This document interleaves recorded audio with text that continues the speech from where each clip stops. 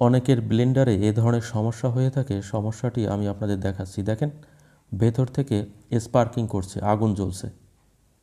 তো অনেকে ভয় পেয়ে থাকেন কী কারণে এমন হয়। মূলত যে ব্লেন্ডারে মোটর রয়েছে তার আর্মেচার শর্ট হয়ে যাওয়ার কারণে এভাবে আগুনের ফুলকি বের হয়, স্পার্কিং করে। তো এতে ভয়ের কিছু নেই, মোটর পরিবর্তন করলেই সমস্যার সমাধান হয়ে যাবে। তো ব্লেন্ডারে মূলত মোটর মেইন অংশ, এর সাথে সুইচ রয়েছে এবং কাপলার থাকে। তো মোটর যদি এভাবে স্পার্কিং করে, এটা রিপেয়ারযোগ্য নয়। দেখেন, ধোঁয়া বেরোচ্ছে। তো রিপেয়ারযোগ্য কেন নয়? এই যে আর্মেচার রয়েছে, এই আর্মেচার পরিবর্তন করতে হলে ওই মাপের আর্মেচার প্রয়োজন হয়। তো আমি আপনাদের খুলে দেখাচ্ছি। আপনারা মার্কেট হতে এই ধরনের মোটর কিনে পরিবর্তন করে দেবেন। এই মডেলের মোটর হতে হবে, তাহলে বডির সাথে মিলে যাবে এবং স্ক্রু সঠিকভাবে অ্যাডজাস্ট হয়ে যাবে।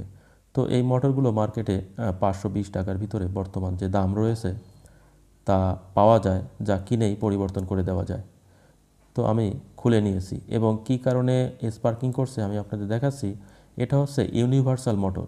এই মোটরে দুই সাইডে দুটি ফিল্ড কয়েল থাকে এবং আর্মেচার থাকে। দেখেন, আর্মেচারের যে কমোডেটার বার রয়েছে তা দেখা যাচ্ছে।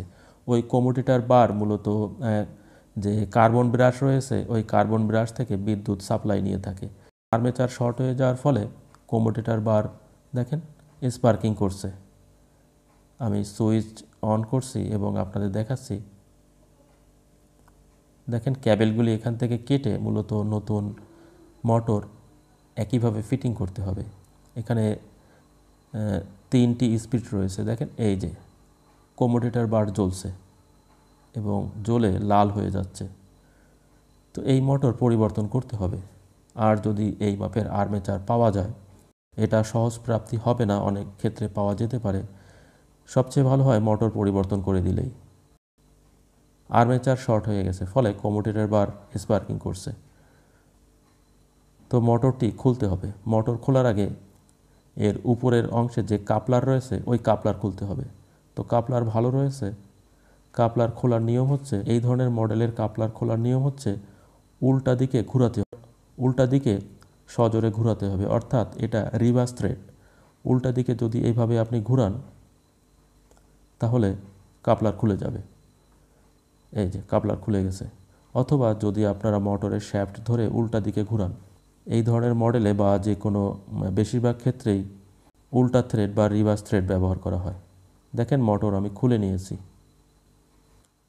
মোটর যেভাবে কানেকশন করা থাকবে ঠিক সেইভাবে কানেকশন করে দিলেই সমস্যার সমাধান হয়ে যাবে। আপনারা মোটর খুলে একই মডেলের মোটর মার্কেট হতে নিয়ে আসবেন। যেখানে স্পেয়ার পার্টস বিক্রি করা হয় সেই সমস্ত দোকানে পেয়ে যাবেন।